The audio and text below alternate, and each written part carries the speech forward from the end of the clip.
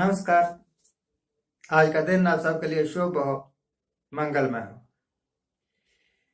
मैं देखता हूं कि पिछले 6-7 साल में यह बीजेपी गवर्नमेंट ने, मोदी गवर्नमेंट ने जो कुछ पाया है वो ये है कि नाकामियों का एक बहुत बड़ा पुलंदा, और जो कुछ खोया है एक ही चीज खोई है, एक ही चीज खोई है सरकार ने, और वो है एक बार विश्वास। लोग अब इस सरकार पर विश्वास नहीं करते। जो कुछ ये कहते हैं वो करते नहीं, जो कुछ वो करते हैं वो कहते नहीं। बड़ी बार आजमा चुकी है ना दुनिया इस करके। देखिए, जब बिहार के इलेक्शन हुए उस वक्त एक तरफ तो था लालू प्रसाद जी का बेटा, और दूसरी तरफ नीतीश कुमार, अमित शाह, नरेंद्र मोदी, जेपी नड्डा और बहुत सारे केंद्रीय मंत्री लड़ रहे थे इलेक्शन। तो ये क्या मुकाबला है? एक तरफ लालू प्रसाद का बेटा है, अकेला लड़ रहा है, दूसरी तरफ नीतीश कुमार को लड़ने दो। आपको जाके बीच में कूदने की जरूरत क्या है? और रिजल्ट क्या निकला? रिजल्ट यह निकला कि यह सरकार फिर भी नहीं बना सके। अगर सरकार बनाई तो इधर उधर से बहुत सारा माल इकट्ठा करके तो फिर सरकार बनाए। उनमें से अगर एक आधा भी इधर से उधर खिसक जाए तो ये सरकार गिर जाए। अब बंगाल में इलेक्शन हो रहा है, तो एक तरफ तो है ममता बनर्जी, और दूसरी तरफ ये पूरी की पूरी टीम, प्रधानमंत्री भी दौड़े हुए हैं, अमित शाह भी दौड़े हुए हैं, जेपी नड्डा भी दौड़े हुए हैं, और पता नहीं कौन कौन से झोंक रखे हैं कि किसी तरीके से इलेक्शन जीत जाए। क्या करोगे इलेक्शन जीत के भाई? अभी कल रिजल्ट निकले ना, तो पंजाब में जो इलेक्शन हुए थे ना लोकल बॉडीज के, उनमें कांग्रेस जीत गई, आप पार्टी जीत गई, अकाली दल भी कुछ जीत गए, इज्जत सी बच गई समझ लो। तो बीजेपी वाले तो अपनी इज्जत भी नहीं बचा सके। ऐसे हो गया। वो शेर का एक हिस्सा मुझे याद है, बहुत बेआबरू हो गए तेरे कूचे से हम निकले। necessity of everything is bad. हर एक चीज जरूर से ज्यादा जो काम किया जाए ना, उसकी अधिकता बुरी होती है। इन्होंने किसानों के विरुद्ध जो कुछ भी किया वो जरूरत से ज्यादा किया, और किसान तो हिंदुस्तान की रीढ़ की हड्डी है।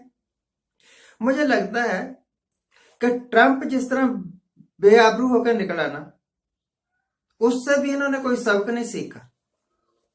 2 मिनट की बात है, किसानों को बुला लो, बात कर लो, बात खत्म। जैसे वो कहते हैं वैसे कर दो। आफ्टर ऑल देश सिर्फ मोदी का थोड़ा है, देश सिर्फ अमित शाह का थोड़ा है। देश तो भैया यहाँ 135 करोड़ लोग रहते हैं, उन सभी का है। जिद करके बैठे हैं, और जिद का रिजल्ट ये है अभी पंजाब में इस पूरी तरह से हारी ना बीजेपी लोकल बॉडीज इलेक्शन में, कि मैं समझता हूं कि इससे बड़ा अपमान कोई हो नहीं सकता। इससे बड़ा अपमान कोई हो नहीं सकता। अगर यही हाल बंगाल में या यही हाल असम में हुआ तो इनको अपना एनालिसिस करना चाहिए। और कांग्रेस वालों को खुश होने की कोई जरूरत नहीं है कि वो जीत गए हैं। वो इस करके जीते हैं क्योंकि बीजेपी फेल हो गई। इस करके नहीं जीते कि कांग्रेस ने कोई बहुत मार्वलस काम कर दिया। तो ये तो इनकी बात थी बड़े बड़े लीडरों की। अब एक छोटी सी बात आपके वास्ते, फल तिवे हो पाएंगे जे वे ही कार कमाएगी। आप जैसे काम करते हो ना, वैसे ही आपको फल मिलने वाले। अच्छे काम करोगे तो अच्छे फल मिल जाएंगे, बुरे काम करोगे अब शराबी की कौन तारीफ करेगा? एक बेईमान की कौन तारीफ करेगा? तो अच्छे अच्छे काम करिए अपनी जिंदगी में, अच्छे बनिए। आपका अच्छा बनना आपके परिवार के वास्ते हितकारी है, आपके समाज के वास्ते हितकारी है, आपके देश के वास्ते भी हितकारी है। यह मत सोचिए कि आप बहुत छोटे से आदमी हैं और देश के वास्ते आप कुछ नहीं कर रहे। एक छोटे से मामूली से किसान का बेटा फौज में भर्ती होता है, वहां जाके लड़ता है। बॉर्डर पर गोली खाने वाला कोई मोदी का बेटा नहीं होता, अमित शाह का बेटा नहीं होता, अडानियों और अंबानियों के बेटे नहीं होते। ये तो अपने कमरों में से बाहर भी नहीं निकलते जब बमबारी होती है, जब गोलियां चलती हैं। एक किसान का बेटा मरता है, एक गरीब का बेटा मरता है बॉर्डर पर। तो अगर मैं आज एनालिसिस करूं, 2 साल होने को है इस सरकार को और 2 साल होने को है मुझे यूट्यूब पर आए हुए, 19 मई को हो जाएंगे। तो मैं देखता हूं कि ऑन एवरी फ्रंट, हर एक फ्रंट पर इस गवर्नमेंट के आने के बाद हिंदुस्तान को शिकस्त खानी पड़ी। शिकस्त मैंने हार का सामना करना पड़ा है, चाहे किसी भी फ्रंट पर। पहले ऐसा नहीं होता था। पहले अगर एक चीज नेगेटिव होगी तो 2 पॉजिटिव भी हो जाती थी। अब देखिए, ये शोर मचाया करते थे कि सरकार क्या कर रही है, ये गैस के दाम बढ़ गए, ये पेट्रोल के दाम बढ़ गए। अब पेट्रोल 100 रुपए को टच कर गया है कई जगह करने वाला है, और सरकारें चुपचाप अफीम की गोली खा के सो रही है। क्यों भाई? ये हिंदुस्तानी आपके देश के वासी हैं कि नहीं है? कि बस इनको लूटना ही आपका परम धर्म है। जैसे वो कहते हैं ना, अहिंसा परमो धर्म। तो अब इनका ये मोटो बन गया है, लूटना परमो धर्म। बस लूट लो जितना के भी लूट सकते हो। बेचारा आम आदमी अपनी जेब से पैसा जितना भी कमाता है, आधा तो पेट्रोल में खत्म कर देता है। तो ये एक धुरंधर वैज्ञानिक, हिंदुस्तान के एक धुरंधर वैज्ञानिक,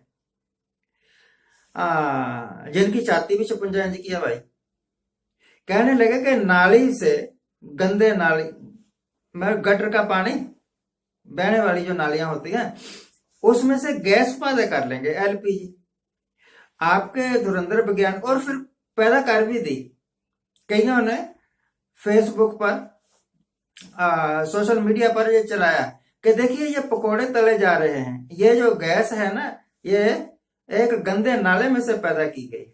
हद होगी यार, इतनी ज्यादा गैस पैदा कर लेते हैं आप, इतने धुरंधर वैज्ञानिक हैं कि एक गंदी नाली में से, जिसमें बदबू आती है, गैस पैदा करके भी आप गुजारा कर लेंगे।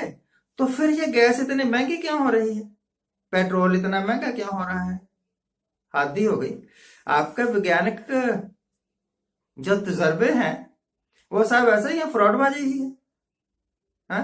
ये बड़ी तालियां बजा बजा के, छाती ठोक ठोक के कह रहे थे कि हमने 2 वैक्सीन खोज ली हैं, और खोजी इन्होंने नहीं है, वो फाइजर कंपनी ने खोजी है, अमेरिका की है, और उसके साथ इनका कोई कांटेक्ट हो गया, एग्रीमेंट हो गया। तो खुश होने की क्या बात है। ऐसी ही 2 वैक्सीन बांग्लादेश ने भी खोज ली, इधर पाकिस्तान ने भी खोज ली। आप जितना मर्जी कहते रहो कि नहीं खोजी, नहीं खोजी, तो खोज वो कर चुके हैं।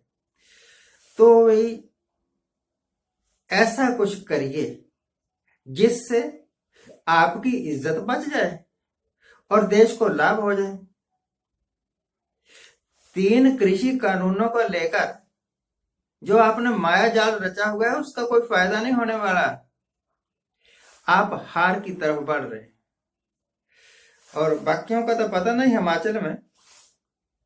हिमाचल में कांग्रेस भी हार की तरफ बढ़ रही है। अफीम खा के सोए हुए हैं। कई बार इलेक्शन जीत चुके मिस्टर अग्निहोत्री, मुकेश अग्निहोत्री है हमारे बहुत लायक आदमी। इस बार अगर इलेक्शन होंगे तो वो निश्चय ही हारेंगे, क्योंकि जिन लोगों पर वो भरोसा करके बैठे हुए हैं कि ये हमें जिता देंगे, वो तो खुद बिके हुए हैं। आज के लिए इतना ही। आज जिनका जन्मदिन है उनको हैप्पी बर्थडे। आज जिनकी मैरिज एनिवर्सरी है उनको बहुत बहुत शुभकामनाएं। मैं आप सभी लोगों की अच्छे जीवन के वास्ते कामना करता हूं। जुग जुग जियो, सदा सुखी।